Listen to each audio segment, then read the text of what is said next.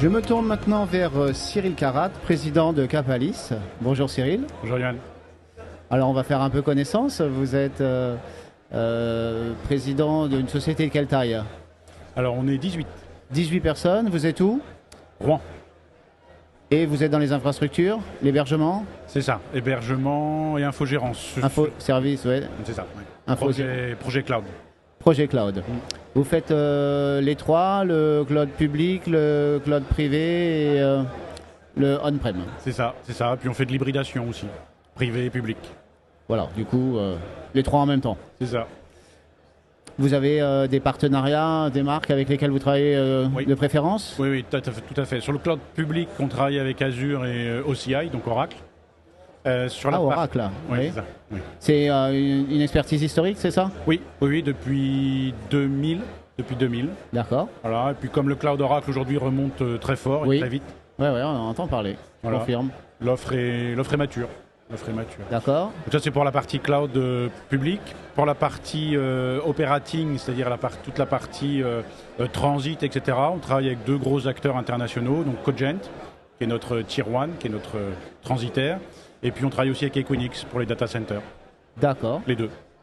Et en serveur, stockage Alors serveur, on a on a sélectionné deux marques, enfin trois en réalité, mais j'y reviendrai sur la troisième. Mais on a sélectionné Lenovo et puis Dell. D'accord.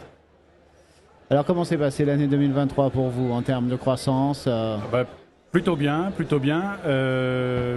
On a recruté, donc 3 personnes. Et puis on a aussi réintégré dans le groupe, on a réintégré chez Capalis une société sœur qui était dédiée au développement. Donc finalement, ça n'avait plus d'intérêt de les garder séparés. Donc on a rassemblé dev et infra, notamment parce qu'on a un projet, entre autres, d'infrastructure as code. Donc il est temps que l'infrastructure soit pilotée par le code, quoi. D'accord. Alors c'est un projet qui est en cours ou à venir? Oui, alors en fait on a amorcé ça deuxième semestre 2023. Mhm. Voilà, ça fait partie de notre roadmap pour 2024. Donc normalement on pousse la solution deuxième semestre 2024 en production. Alors j'ai pas bien compris. C'est un projet client ou c'est un projet de structuration en interne? Alors c'est d'abord un projet pour nous. D'accord. Qui servira bien sûr aux clients, mais de façon un petit peu invisible en quelque sorte. D'accord. Alors qu'est-ce qui change en fait? Alors qu'est-ce qui change? En fait, ce qui va changer, c'est le provisioning automatisé d'un certain nombre de ressources en réalité, parce que encore aujourd'hui, quand un client va nous commander par exemple une machine virtuelle, un bar métal, etc., ou du PaaS par exemple, puisqu'on est hébergeur et on fait du cloud privé pour les clients, aujourd'hui on est encore sur un mode projet avec un build qui peut être plus ou moins long. Mettre fin finalement à toutes ces étapes manuelles pour passer à des étapes automatisées. D'accord. Et des déploiements en quelques minutes comme on les connaît sur le cloud public en fait. Vous utilisez un outil en particulier? Oui, on utilise majoritairement donc Terraform et Ansible qui sont nos deux piliers, nos deux jambes. Oui. J'imagine que vous faites du Kubernetes? Aussi pour la partie conteneurisation Kubernetes. Oui. D'accord. Tout à fait. Alors, qu'est-ce qui a... Alors, vous me disiez que vous avez fait de la croissance, c'était une bonne croissance, mais vous n'avez pas donné de chiffres. Oui, alors on a fait 30%. Ah oui, Voilà. C'est pas rien. C'est pas mal. Et donc là, sur le premier trimestre, on est sur le même trend, donc sur la même tendance. Et alors, qu'est-ce qui fait que vous avez fait 30% de croissance l'année dernière? Alors en fait deux choses. La première c'est qu'on a opté pour un certain nombre de certifications, on peut en reparler, mais voilà, Oui. ISO, HDS, etc. D'accord. Donc ça, Oui, forcément. mais ça se fait pas en un jour. Alors ça se fait pas en un jour, d'ailleurs on a mis un an. D'accord. Voilà, de façon- Et pourquoi? Alors pourquoi? C'est les clients qui vous l'ont demandé? C'est le alors- marché qui le demande? Au départ la demande est relativement timide, mais on la sent qui pointe. Et puis donc on l'a regardé de près, on a eu effectivement un certain nombre de prospects, on va dire. Donc, les clients sont prêts à payer plus cher Oui. pour avoir une offre premium. Oui, complètement. C'est ça l'idée. Complètement. Et puis la deuxième raison, donc la première raison est commerciale bien sûr, enfin commerçante on va dire, Mhm. mais la deuxième raison c'est que ce sont des normes qui sont extrêmement structurantes. Donc elles sont structurantes en termes de sécurité, elles sont structurantes en termes de process. Mhm. Et donc au final, pour nous c'est du gain de temps, c'est de l'automatisation et ce sont des processus reproductibles. D'accord. Et la gestion de vulnérabilité, l'analyse de risque, fait que progressivement nos process s'améliorent. Donc il y avait une demande. On a été séduit, on a examiné la question en détail, en profondeur, et on s'est aperçu que finalement il y avait un ROI qui était palpable. Donc Ok. ça draine du client. Et donc, vous avez été certifié l'année dernière, donc, Ouais, hein, c'est ça. et ça a C'est drainé de la croissance. Directement. Et on sent déjà là sur 2024, On sent que la demande est forte. Fin 2024 arrive la norme NIS 2, NIS 2, Oui. donc, qui est elle, plutôt dédiée au monde industriel, mais comme on a aussi pris un virage vers l'industrie, parce qu'on a des infrastructures lourdes dans l'industrie, Ah oui. et que NIS 2 est Alors vos clients sont des industriels. à 50%, oui. Oui, D'accord. oui. On était 100% tertiaire il y a encore une dizaine d'années. Ah oui. Et vous avez changé Oui. d'orientation. En fait, on est revenu à nos premiers amours, l'industrie. Oui, parce qu'il y avait des sites industriels. Et puis parce qu'on est tous issus de l'industrie. Je veux dire, on est tous issus de l'informatique industrielle, on va dire ça comme ça, dans l'équipe. Et oui. là, il y a des projets. Là, il y a des projets, Ouais. ils sont structurants. Oui, parce que là, c'est réveillé un peu après les autres, mais ça y est, s'équipe. Complètement. Complètement. Et notamment les deux normes NIS, NIS 1 et NIS 2, qui vont contraindre maintenant tous les industriels, enfin ce qu'on va appeler les entités essentielles et les entités importantes, à s'équiper, à sécuriser. D'accord. Et donc en fait, l'expérience acquise va nous servir. D'accord. Et alors, ce qui est intéressant, c'est que vous m'avez dit une entreprise de 20 personnes, hein, mais que vous êtes concerné directement par Nice 2. Alors, vos clients le sont. Nos clients le sont, c'est ça. Voilà. Parce qu'en réalité, Nice 2, c'est 50 salariés ou 5 millions de chiffre d'affaires. C'est ça, et que, bon, voilà, a priori, C'est ça. vous pourriez avoir des clients de plus petite taille.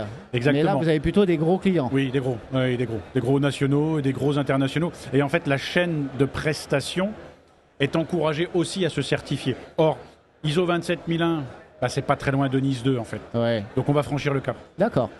Alors, les industriels, ils n'étaient pas très chauds pour le cloud.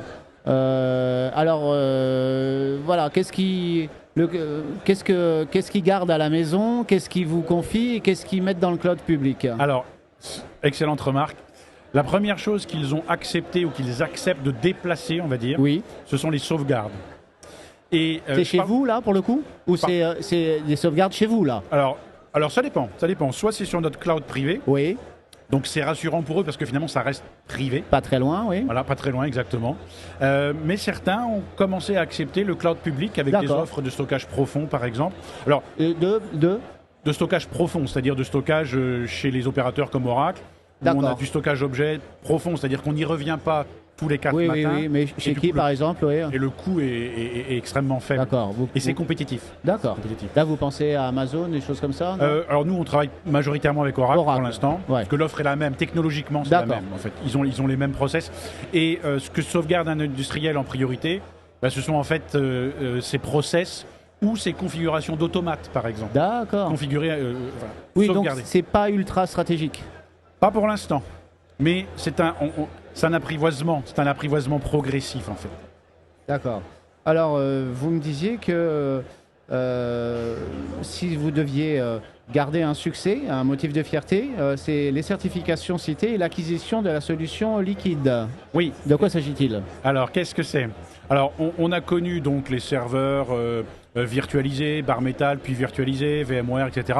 L'informatique désagrégée, vous précisez. On a connu l'informatique hyper convergée. Oui. Et en fait, on en est maintenant, enfin aux États-Unis, ils en sont à la 3e génération qu'on appelle l'informatique désagrégée. Ok, c'est la première fois que je l'entends. Hein. Oui, mais c'est absolument passionnant. En fait, on est au bout du bout de l'exploitation. De la logique d'hyper-convergence, donc. Exactement, parce que là, on ne converge pas des machines, on converge les composants. C'est-à-dire que je suis capable d'aller adresser de la mémoire sur X serveurs, des processeurs, des disques durs, des cartes graphiques, et de reconstruire des serveurs virtuels à partir du hardware. Et c'est ce que vous faites? C'est ce qu'on fait. On a la première plateforme en France. Ah oui? Oui. Alors, donc c'est un constructeur. On est vraiment. C'est un constructeur. C'est du matériel. Software. Hein? C'est un éditeur de software. C'est un éditeur. Oui, c'est un éditeur. Mais donc il travaille en partenariat avec des constructeurs? Majoritairement avec Dell. Ah ok. Voilà. Donc c'est vraiment extrêmement intéressant. Et donc ça, dans nos data centers, c'est extrêmement efficient. D'accord. Donc vous avez acquis cette expertise. Oui. C'est tout récent là, c'est ça? Oui, on a mis en production les premiers clusters à l'été 2023. Très bien. Alors, des difficultés, oui, recrutement, comme toujours, et vous dites DevOps. Oui, DevOps, c'est très compliqué. Alors, premièrement, parce qu'il n'y a pas de cursus aujourd'hui universitaire ou même sur les grandes écoles privées, il n'y a pas de cursus DevOps. Parce qu'en fait, le DevOps, c'est un hybride développeur et opération, donc c'est à la croisée des chemins. Et effectivement, sur la voie de l'infrastructure as code, il nous faut des DevOps. Donc aujourd'hui, on les forme en interne. Voilà, mais en sortie d'école, on n'en trouve pas. Et en expérimenté sur le marché, ils sont extrêmement rares et pas disponibles. Et du coup, vous les formez? Oui, on les forme. Ouais, on en a 3 en ce moment en formation, donc ça fait 1 an qu'on les travaille. Oui, parce qu'il faut combien de temps pour former un DevOps? Alors ça dépend s'il est dev à l'origine ou s'il est Ops à l'origine. S'il est Ops, il est plus rapidement opérationnel, c'est le cas de le dire, puisqu'il faut lui rajouter une couche de développement. Mais c'est du développement bas niveau. Oui, c'est ça, c'est du basique. Voilà. Alors qu'à l'inverse, un développeur PHP, Java, tout ce qu'on veut, revenir au système, c'est un peu violent. D'accord. C'est un petit peu violent. Ah bon, votre chantier prioritaire pour 2024? Alors 2024, donc priorité Nice 2. On va aller au bout de Nice 2, ça c'est le chantier prioritaire. Le deuxième chantier, ça va être maintenant de démocratiser notre offre liquide. Donc dans notre data center, enfin dans nos data centers, on en a 2. Donc pour nous, parce que c'est aussi une concentration de ressources et puis une économie d'énergie importante, une économie d'échelle importante. Et puis c'est d'aller externaliser la solution chez des clients finaux. Merci beaucoup Cyril. Merci Johan. Merci, bonne journée. Bon salon.